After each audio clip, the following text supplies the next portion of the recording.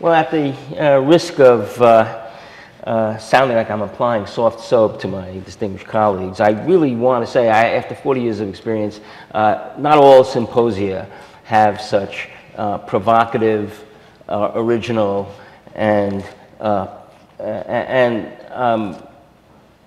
thoughtful presentations as we had this afternoon. And for this, I want to thank our organizer, Miriam Levin, and also our three panelists. I want to start my remarks with Marixa Lasso's paper. In 1907, the United States forged a medal for the workers on the Panama Canal. And it was a medal which featured the image of Theodore Roosevelt, and justly so, because it was Roosevelt who pushed the so-called Panama Adventure for the United States. And this medal was interesting to me because it was made out of the old equipment that the Americans bought from the failed French attempt to build a canal back in the 1870s. I think there's a double message here. The idea was that, yes, America was coming in to create this and had successfully create this technological marvel, and because it was, in fact, a country which was distinctly modern, and modern at the expense not only of the peoples of Panama and Colombia, but also of the peoples of the Old World. I mean, it was on the backs of it was in contrast to the French failure that, of course, this medal was cast. I thought that Marixa's paper was really very interesting and illuminates a great deal about U.S. history. And I think it has to, in the development of this paper, I think the U.S. context needs to be taken into consideration. Because we really don't understand what's going on in Panama unless we see it as the result of the euphoria of the 1898 Spanish-American War, in which the United States suddenly, and in some ways unexpectedly, found itself in possession of the Philippines, Puerto Rico, and in possession of Cuba as well, which they occupied temporarily. The possession of these colonies, these new colonies, especially the one in Asia, was very controversial. It was not uniformly well received, but it slowly built up with the encouragement of the new president, Theodore Roosevelt. It built up several constituencies. And I think there are different aims of this, what you call neo-colonialism, that need to be taken into consideration. Politicians and military people wanted military bases and coaling stations in the Caribbean and in the Far East.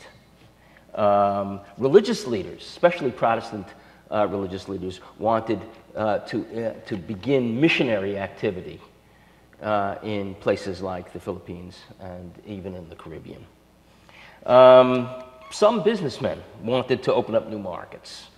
But a fourth group, which is, I think, relatively understudied by scholars, had, in many ways, even a more lasting input. And this was the new middle class that's described by the historian Robert Wiebe, the new educated middle class of experts whose claim to power and authority was their expertise. And it was this culture of progress, this celebration of the use of expertise that becomes very important in the way these adventures, the Philippine adventure and the Panama adventure, work themselves out. It was both in a real and in a symbolic way that this class really, which was responsible for carrying it through, made a lasting impact. In a sense, it answers the question that Marixa raised, what was modern? And she had some wonderful slides of symbols of modernity. There was, of course, as she points out, rigid segregation, but it was also segregation not only by race, but also by class. And not all the silver employees were black. Some of them were European. There were European immigrants who were also silver employees. But there were also, the gold employees, as she pointed out, were mostly Americans. And the reason they were called gold and silver, by the way, is that they were paid in gold and in silver, which had a very different kind of economic effect. But I was particularly taken with the two murals that Marixa put on the screen.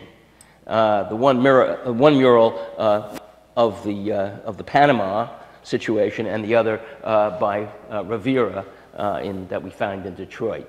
And I think this is a really interesting. I think this in an interesting way supports my contention, because the Rivera mural, I think, does, as she pointed out, celebrates labor, in a sense, and production as a social activity, in a sense.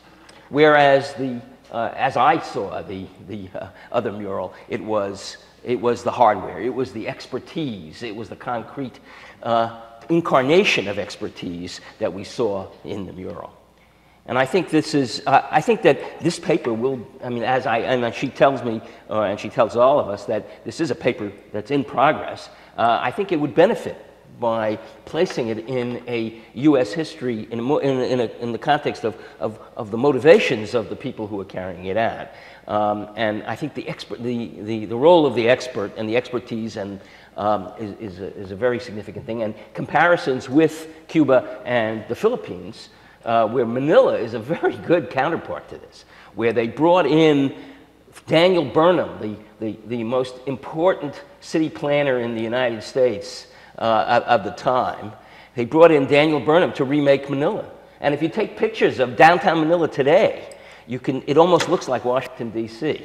There are parts of it that look like Washington, D.C., because Burnham believed that Washington, D.C. was the best planned city in America.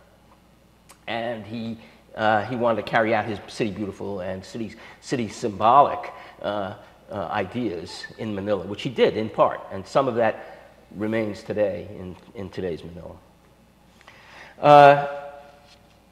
Let me turn. I mean, I want to keep my remarks brief so that we can have more time for your questions and comments. Another brilliant paper by Robert Fishman started out by saying that he wants to revise the book that I think, is there a copy? Yeah, right here. To revise this book. Actually, I think what he has done is to lay a blueprint for another book, which I think would be superb. He talks about the one industry towns, the Manchester, Pittsburgh, Detroit, and Silicon Valley, and I think he's absolutely right. This is a different kind of modernization, but sometimes it goes hand in hand with the modernizations that were going on in the large metropolitan areas of these countries as well, and I'd like to get back to that. But the interesting question that remains in my mind, I mean, Pittsburgh, Manchester, and Detroit failed. All of them failed. When I went to Manchester in the early 1970s, it was practically half empty. It built a lot of Victorian shacks and shanties, and old and decrepit housing was just leveled. It was almost empty. It was half empty space. It has come back. Pittsburgh went through a tremendous dive and has come back, and it's interesting to see how these places have come back. Detroit, I don't know if it's ever going to come back, but because I think the decline was, as you point out so well, and it was an eye-opener to me, this whole linear city notion, I think, is different from what happened certainly in Manchester and possibly in Pittsburgh as well. And now, is Silicon Valley subject to the same fate? That's an interesting question. I don't know. A lot of them are moving to Oakland. This could be happening as we speak. Companies are going to Oakland. This is very interesting. Urban stuff. Ah, very interesting. Okay, well, we can talk about that. This is very interesting, and I think that this whole notion of the linearity of the effect of Ford's River Rouge and the opening up of this linear city is something I really look forward to seeing developed, and I really want to learn more about. And in our final paper, I thought was an extremely clever and well chosen to start with the Chungkichon and show and illuminate not only the history of this river or stream, but also the history of urbanization in Korea, and in a sense, the history of Korea itself. And I thought it was extremely well chosen. And again, this is a subject I know very, very little about, but I do remember. But I've seen this pattern of export production, what they used to call high modernization. In certain contexts, especially the Asian context, the state dirigism, and in connection with the large zaibatsu or chaibag. This is not a pattern that's unique to Korea, but Korea just expresses it very well, and it's so nicely summed up in this one stream. And I think that I was particularly interested in the last paradigm. The shift when the export production model is superseded, what happens next, and the complexity of the reasons and the causes for this shift is extremely interesting. And I think to include this notion of a new kind of modernity, of keeping up with the rest of the world in terms of in the environmental issues and other things is extremely interesting, and I would, again, love to hear more about this. I also want to say that the image of the stream in its new form was extremely compelling to me, and in a way, it justified the approach taken by Miriam and others in this book, which was to look at how these cities revised their conceptions of the past, their present, and the future, which in that image the Koreans have done as well. I see that they put, you mentioned that they put a museum in this development. You can see its present unfolding before you with the tourism. Obviously, the real estate values in the area are going up, and so forth. And you mentioned that that they were also, this was a very important enterprise for moving into the future. And I think this is, all three things, when analyzing these urban developments, have to be taken into consideration, as we all try to do in this urban modernity book as well.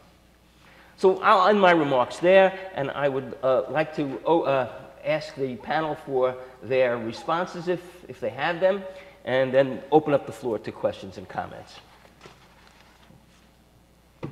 Anybody? No, I agree. I think it is important to look at this notion of expertise and middle class, because they're the ones criticizing the canal zone, criticizing interventions, criticizing environment. They're the people, the opinion makers. However, this is the problem with doing transnational history. I want this to be about Panama and not a U.S. history, but taking account both, no? And this is always something that I'm still struggling with, how to do this, and how people there have to struggle there with this process, no, that is there, but not from the usual political perspective, but from the perspective of space and the city. Yeah. First of all, I just want to briefly thank you for some very generous comments, and I hope to, I'd like to hear from the audience, but I just would say that it was just by coincidence that I chose the Hundi plant in Montgomery, but it suggests in other words, where is, who are we a developed country? In other words, clearly the relationship now is that, the real serious engineering is being done in Seoul or wherever Hundi is, and there's a kind of colonial relationship with that plant in Montgomery. And in so many instances, I look at, what was being done in Seoul. I mean, we start in Detroit, we're struggling to put in a 3-mile light rail line, and we may or may not do it. So where, how, you know, I mean, we're in a complex moment of development where you can't take for granted, you know, certainly to call, you know, think of Korea as undeveloped is completely wrong. And it might be wrong to think of many parts of the United States as developed, given the standards of the rest of the world. Yeah, it's interesting because if you look at construction companies worldwide, I do that from time to time. The top, besides Bechtel and probably Parsons, which operate almost independently of America. I mean, they're out there in space almost. Having worked with Bechtel on some projects, that's certainly true. In the top, say 5 or 10, they're Korean and Japanese. Kajima Corporation, Obayashi, Hyundai is like number 3. In terms of expertise, world records like, you know, building as high as you can, as fast, building as long as you can, as fast, all that sort of thing. Light steel erection and so forth. They're very strong. Going to Bob, I'm glad you picked up on that future thing because I think that's really the point of Cheonggyecheon. It made believers out of the population. This is not just Seoulites, this is everybody in Korea. It gave them bragging points, it gave them pride, it gave them a sense of accomplishment, or at least the mayor, now president, did. But it also suggested a future for them that was bright. And if you look at that Dongdaemun Plaza and Park, it's a wacky little building, ain't it? It's not so little, by the way. It's beautiful. It's got this sort of lyrical quality to it. And I think it sort of captures for me the spirit of the place these days, you know. In Sadong, which is a traditional area in the Bukchon, right adjacent to the stream, is really bubbling. I'd say, you know, I've been going to Seoul now for about 20 years, off and on. Well, not so much off and on, fairly regularly. And I'd say in the last 5 years since the opening of this stream, it's really taken off. So I think you're right, absolutely right. It's more about the future, or the futurist orientation. That's really the power of that story. I think that is the hallmark of modernization, even in the 19th century, was the idea that we live in the future, in a sense, in a way that they never had before. Yeah. I like that. I like to be modern, actually. Slightly discombobulated in my present circumstance. Not backwardly. Excuse me. Well, I guess we're open for questions and comments. I'm sorry? Yes, sir. I might as well try. Your idea of the single-minded city. Some of them are different from one another. Manchester was very much an export-oriented, single-minded city. Detroit was not for the longest while. Yeah. And I wonder if you'd care to play with that idea, particularly now that we're in an era of globalization, when the southern tier of automobile producing activities principally are generated from abroad.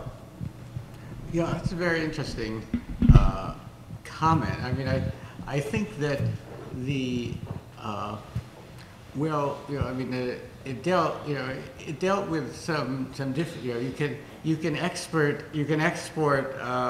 thread, you can export cloth much more easily than steel and automobiles, and you know that I think was an important. I mean, what ties them together is this concentration on expanding production, lowering price, radically expanding the market. Ford actually had a kind of international perspective because he begins to sell the cars in England and Germany and so on. So, but he rightly saw the main market within the United States. Steel, again, I mean, what's interesting about steel was that Pittsburgh really serves the Middle West in a way that it doesn't, it gave a certain advantage to Middle West industrialization that even the east of the United States didn't have to to that larger degree. So the the degree of exporting is I think dependent on that issue of weight, of bulk, and so on. But the implication is always global. The implication is always somehow to transform the whole world market. Especially with the ability of capital to move so easily. Yeah. One of the big export projects, products these days, of course, is management expertise Right. and coordination of logistics, and organising stuff and moving it forward. And the US in particular, but the West in general, have been dominant for a long, long period of time in sort of doing that along with the products. And so we get this East-West or West and other kind of like dichotomization of our historical perspective. These days, the boot's starting to get on the other foot. Going back to Korea and my charboils for a moment, they're exporting, one of their biggest offshore products is not ships, it's new towns. So they don't put a new town on a ship and transport it and pluck it down in the desert somewhere, of course. They're exporting an expertise and a management wherewithal and a capacity for thinking through the logistics and construction projects, selling it to Vietnam, selling it to the Central Asian republics, selling it in Africa. And all over the news you see this thing about China moving into Africa. What are they doing? They're building stuff. It's in construction mainly that they put the plank down in order to begin to cement the deals.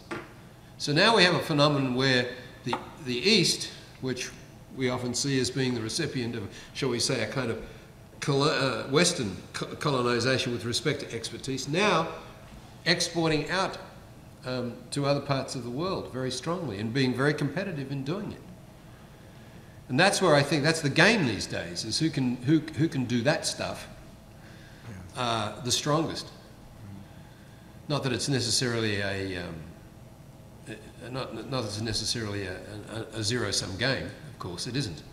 But I think that's where the game is now. Can you go up to the microphone? And that, by the way, favours cities which are mixed, large scale, diverse in functions, have a huge service component to them. That's where it's going to come from. Could you go to the microphone, please? Thank you. I think when you're pointing out, let's say, toward the Orient, what they've taken over from us is the structural, mechanical, either expertise or what we've been doing for the last 60 years. And in turn, we're doing more of our research in electronics. It's probably true. In bio stuff. But then do we manufacture that stuff? And that's where the really big stuff is. No, I think that's true. That's what's happened. I know the construction part, I don't know the biotech. Miriam, can you go to the microphone? I'm sorry about that. Well, thank you all. I've got lots to ponder. I think we'll still bring out the book, but I did want to say, well, Robert and I had a discussion at dinner last night about Detroit, since I grew up there. And I said, I'm taking the long view of Detroit, and maybe I didn't know about this concept of a single focus city, but maybe Detroit was a flash in the pan, because its time is gone. It did something historically, and now it's time to move on. And you said that I think the city is 145 square miles, and there are 800,000 people. That means there's 6,000 people per square mile. That's not very dense. And that city, except for this automobile period, was very small. It was diversified. But Michigan had a lot of trouble getting population. And now that all the resources have been used up for that Great Lakes transit, it's gone. I mean, maybe it should become farms or tiny towns or something like that along Woodward Avenue, or this single linear thing. So, I mean, cities do die. And I guess my question is, do you think it's possible to revive all cities or to reinvent all cities, or is that fruitless task, you know. Yeah, well, I mean, the issue, you know, I mean, one can perhaps think in these historical terms of rise and fall. The real problem is the people themselves. In other words, right now, you have a population in Detroit that is often radically needy, people who are, you know, who have not held full-time jobs, who don't have skills, who are isolated from you know, and there are still major employment centers in that metropolitan region. And of course, you know, in urban studies, we go round and round between, you know, the theory that says you want to revive place, and that way you'll help the people, and the theory that says, well, forget about place, just think about the people, and maybe the best thing is to get them out of Detroit. And forget about that particular 145 square miles. I mean, my own feeling is that we'll never really help the people, you know, that most, you know, that it's especially these poor people who find it most difficult to move to opportunity and so on, and that we have to make a serious effort for them in their own place. And that's going to involve some radical rethinking of what a city is. It's going to involve, for example, a lot of urban agriculture, weird as that is. It's going to involve, in many ways, shrinking the city to a series of corridors where there might be adequate transit, adequate services, and not much going else around it. It's going to be a radical reshift in what a city is. And maybe eventually Detroit will become a great city again, but after a period where it takes a very different form.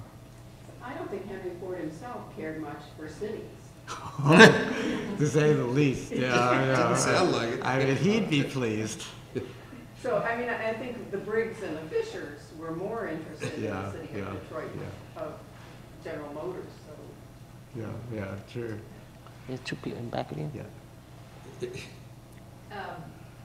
It seems to me that if you say that poor people in Detroit can't leave, then you're ignoring the mass migrations that brought low-income people from the south to the northern industrial cities.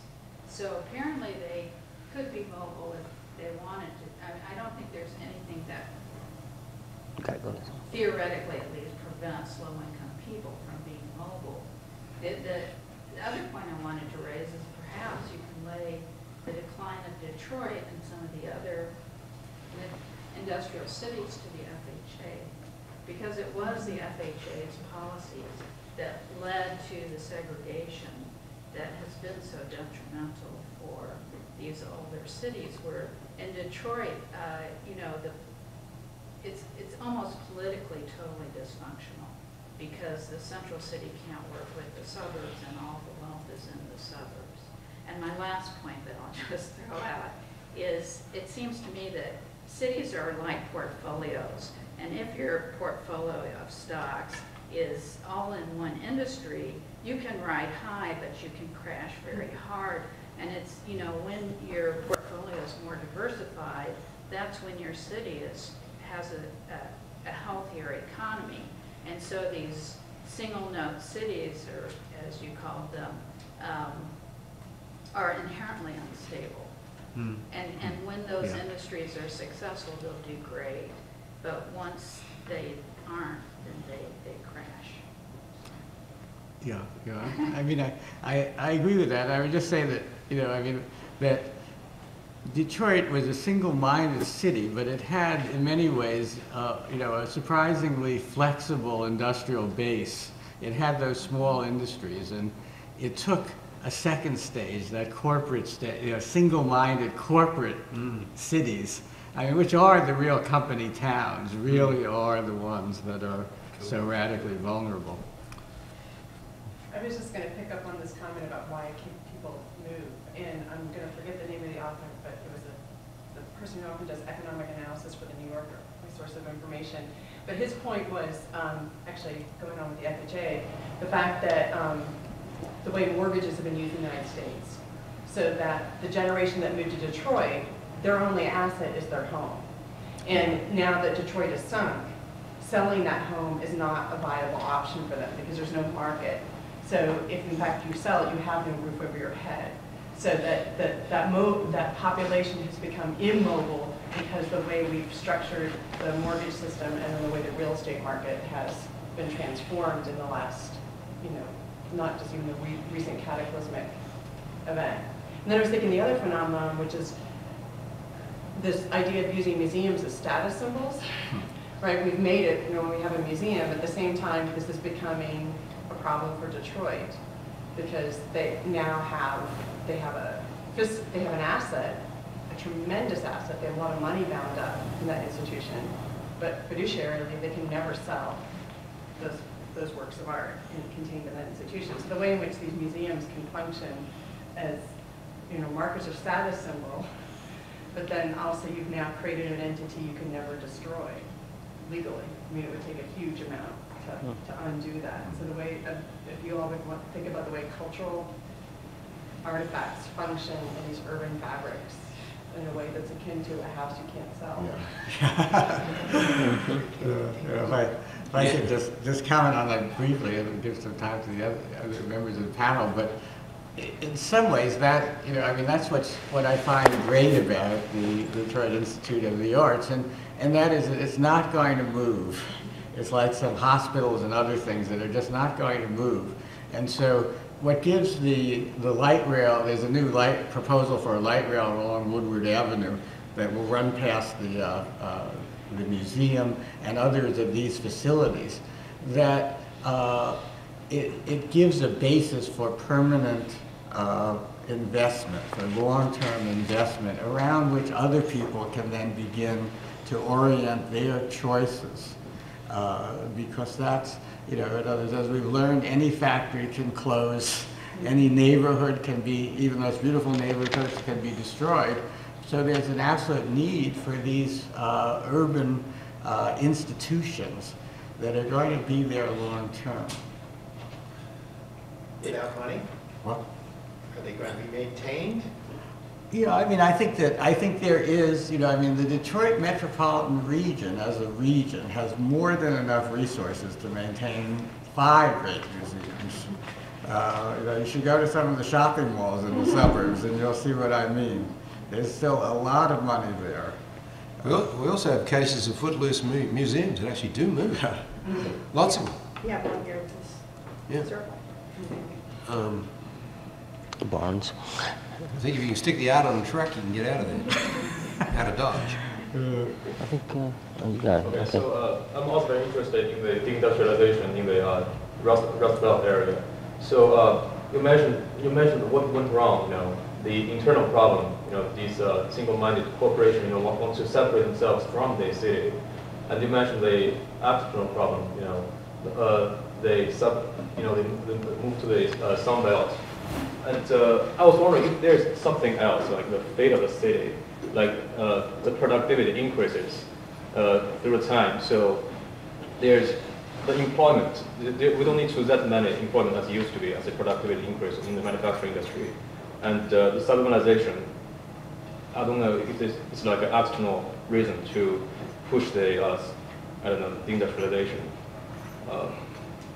So I was wondering if there is some fate or some external reason that push the deindustrialization of the Rust Belt.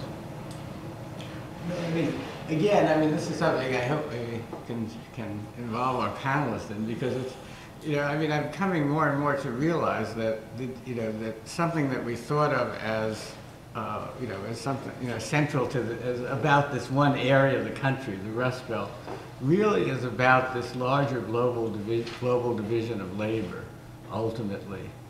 And that, that the steel, at a time when, when so many of the basic components of an industrial system were really tightly held within the American Middle West, you just had to be there. And you couldn't have an efficient automobile plant in Montgomery, Alabama. It was just impossible.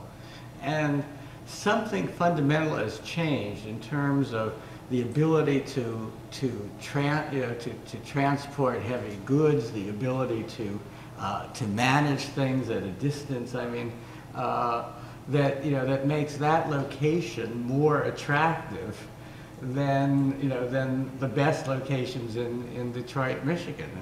And I can't say I understand it, but it's a very, when you see that picture of the Southern Automobile Corridor, you realize something fundamental has changed in the way in which we organize our industrial life. The good news is that all the water's up here and none of it's in the Southeast. So just give Detroit and Cleveland 50 years. Professor Lasso, I heard you use the word space a couple times in your discussion of Cologne and Panama City. Are you using that as a formal category of analysis? Yes, I'm trying to. I'm trying because we give space an identity and what we associate with those places. And one of the things that are very interesting is how these spaces that are really linked to industrial process and process modernizations are disconnected to spatial forms. And I think this going back to this issue of single-minded products, they are really linked to the global economy. I'm thinking that perhaps the oldest Detroit is Potosi, the city of Potosi, producing just silver for the global market. Yes, yes. That decays when the mines go away. Yeah, And it's a huge city. Lots of art and churches and museums of the time goes away. And then if you think about all the Manaus, again, another single-minded city, the global market goes away when the industrial products change. But going back to the issue of space, we don't think of them as part of the same. We cannot think of Detroit and Manaus as similar, even if they are very similar and very connected. And in that sense, it's like the rhetoric of space and how we think about it, that we disconnected to the processes to which they belong. And I'm kind of interested. Well, I've been listening to the various responses. One of the things that struck me, that Peter's comment and also Marixa, is that there are these carryovers from the colonial period, the Japanese, the Koreans take from the Japanese, and I'm kind of wondering what the Panamanians took from the Americans, because they did get control of the canal. So, and then I'm wondering, another kind of transfer that goes on externally is, you mentioned the Chinese exporting know-how, but also construction. What to Africa, which is a place we haven't really dealt with at all. And I'm wondering, is their conception of the towns they might be building or urban planning different than, say, what Americans might have exported? Henry Ford actually, I don't know, in South America, in Latin America anyway, he had an idea of building a city. How are these cultural transfers and, I don't know, palimpsests, or, could you say something about, both of you say something about that? At the moment, awkward. I would say, awkward. In fact, one of the big issues, particularly on both the Chinese, but especially the Korean export of their Newtown models to other parts of the world, is really how suitable is it to the host culture. And who's making that decision really is bound up with that, right? You might ask, why on earth would Kazakhstan invite Korean firms to build new towns in Kazakhstan, right? Doesn't seem to be a sort of like tremendously normal connection. And then I think you have to ask who asked, right? And what were they looking at? Yeah.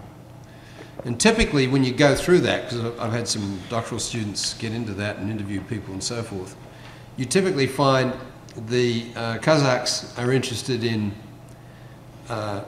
fast replicability, want to get a job done quickly, relatively economical in terms of the cost per square meter, not a tremendous amount of variety, relatively low infrastructure costs. So, you know, the superblock models of the Bundangs, the Ilsans and so forth, Newtown paradigm built around places like Seoul fits the bill. That's what they want. The problem is, I don't think it's going to play out very well with the local population. Because the interest of the elite in Kazakhstan is clearly in money and control. They're power freaks. And doesn't necessarily serve the interests of the Kazakh, you know, the person on the street, or the Russian, or whoever, the Ukrainian who's living in places like Astana and Almaty, which are kind of like Wild West towns if you go there. So I think a lot of this is based on slightly false readings on the part of those who are doing the inviting and what they see in the product that they're trying to get built. I'd say the same is probably true of sports stadiums in Africa, China and Nigeria, you know. Oh yeah, we like that baby, you know. But over the long haul, it's probably not such a great thing to host the World Cup or something like that in any event, right? So I think it's very awkward at the moment. And it's where this whole question of elites, talking to elites, can get you in trouble. Rather than common folk talking to common folk. Because that doesn't happen in any of these transactions. So do the common folk move into, they have nowhere else to live, so they would move into? Yeah, they're stuck. Believe me, Almaty's in the middle of blooming nowhere. Excuse me. And the Chinese are interested in okay. profits, so they just... Yeah, and they're interested in establishing guanxi relationships. You know? That's the way they do it. Hmm? Yeah, they're after all. Yeah, sure. Okay. I'm from Texas. Marixa. Just to answer your question, there's the continuities in the way Americans organized the canal zone, and then when the Panamanians took over, are amazing and also disturbing in some ways. Many of the institutions of government had moved to that area, to the same places where the Americans had their institutions of power. The elite had hurried to move to some of those neighborhoods to sort of taking that place of power. New international institutions that are coming to Panama, it's becoming sort of the new boom town in Latin America, are going to the spaces in the canal zone, not in the Panamanian side. And what I find interesting, even in urban planning, how this is repeated. I was looking at some urban plannings from the 70s before the trespassing, and they are already looking at where to build public housing, choosing the black segregated town in the canal zone for the public housing and reserving the white towns for the low densities, upper class housing. So many of those things took a new life, but repeating the patterns that were established in the early 20th century. Now again in the early 21st century. I'd give you another case. This is kind of more close culturally. Singapore on China, right? China, after Deng Xiaoping's 1992 tour of the South, where he picked out Suzhou to do export orientation, Wenzhou to make all of China's buttons or something, you know, internal. Right? The Singaporeans became involved in the Sino-Singaporean joint venture to build on about 70 square kilometres of land on the eastern part of Suzhou, which is an old city.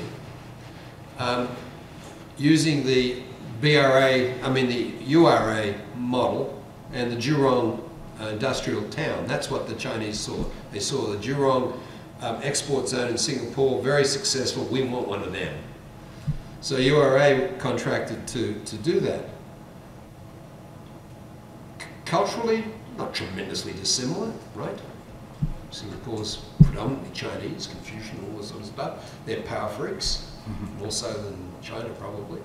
The biggest problem, though, in the rollout of this thing was the way they regarded time and therefore extent and length of investment. The Singaporeans kept insisting on very, very long time frames, very, very deep pockets, very, very high degrees of infrastructure up front, because that was the sort of collective consumption model that they'd used in Singapore to build Jurong and to build Queenstown and to build, you know, up the ring concept plan of Singapore from the 60s through the 70s into the 80s. For China, this was sort of impossible. First of all, you had political tenures of mayors, which are 4 years, and then they're left. And the next guy comes in, you know, has other ideas, etc. From an economic point of view, they couldn't do that. They didn't have the deep pockets. And they didn't understand the value in those days of the long-term infrastructure projection that was going on. So what brought the whole thing down was not a cultural difference with respect to, you know, social culture, but a difference with respect to how you regard the logistics and the rollout of these plans. Okay? 2 years ago, the same darn thing happened in Tianjin. China, when Garbe, with great fanfare, talks to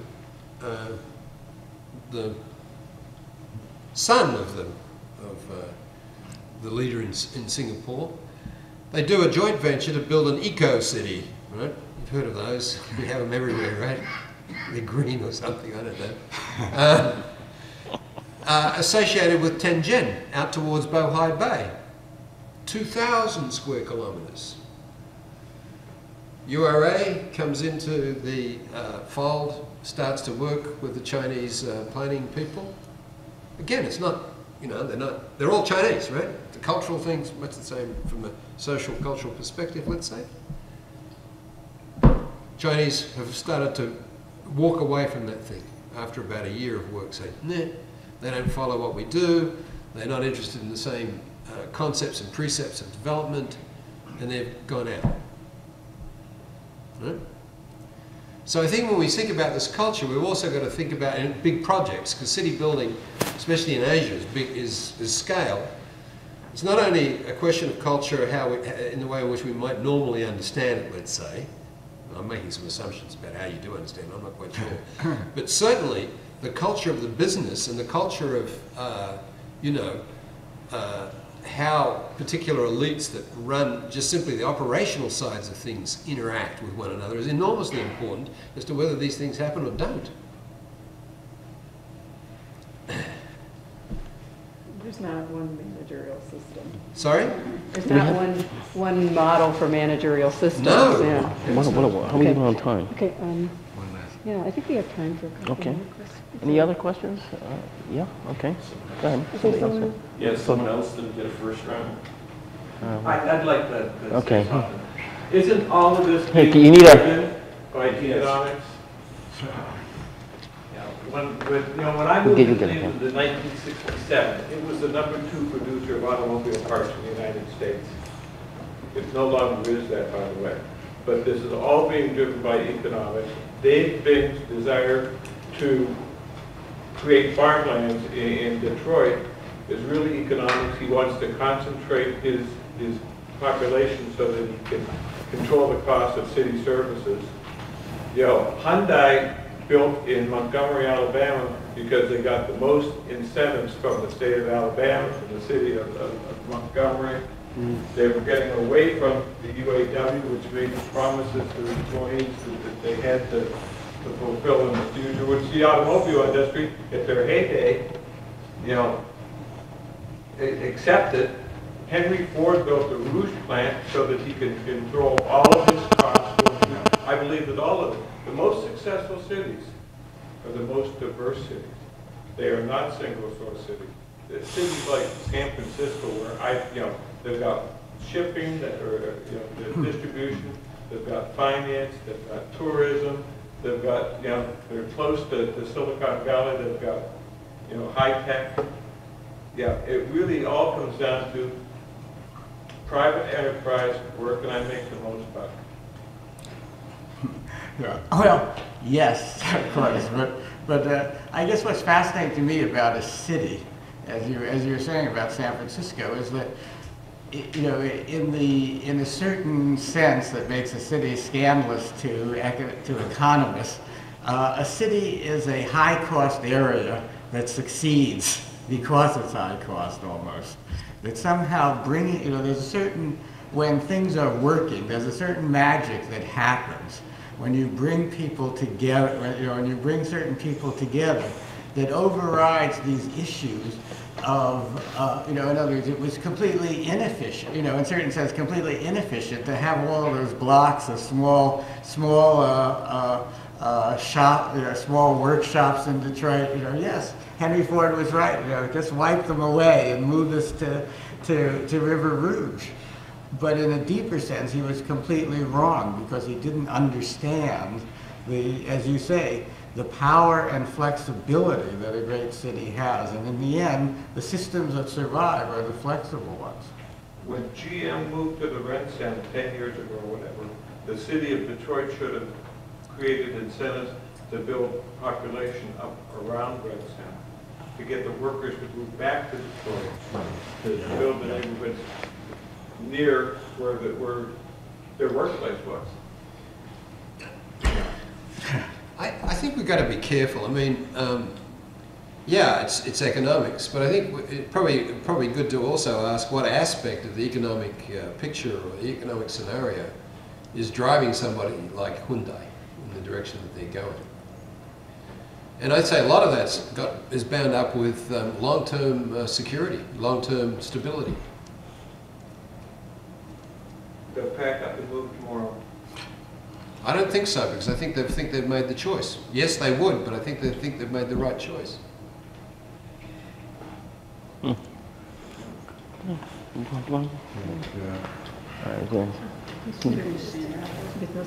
that's too tough. Whereas if you're looking at Pittsburgh, which is sort of a wreck, Cleveland, which is somewhat wrecked, it's difficult to make the claim that you've got long-term stability in place to somebody who's making the bid at the time in which they're making the bid. It's a process I think you've got to see in temporal bidding terms. One of our speakers spoke about a declining city. Another one talked about a city on the way up. And he also talked about Pittsburgh, talked about Detroit. In between those two cities is another city. That city was, I think, about second to Pittsburgh in steel production. Its metropolitan area was second to Detroit in automobile assembly and automobile production.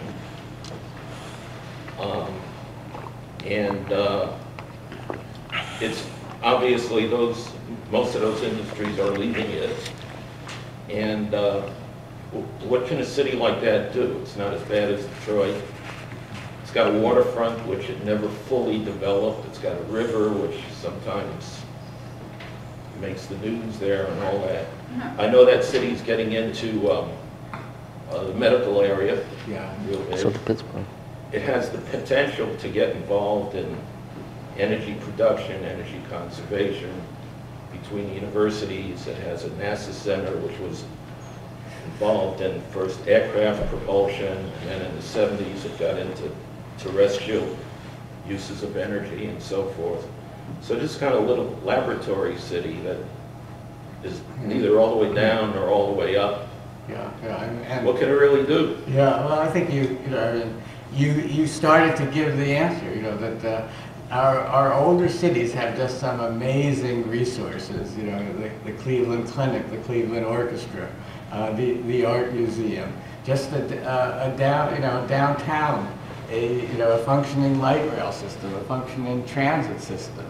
These are things that that are gold, and will be the future of Cleveland and any other city that has them.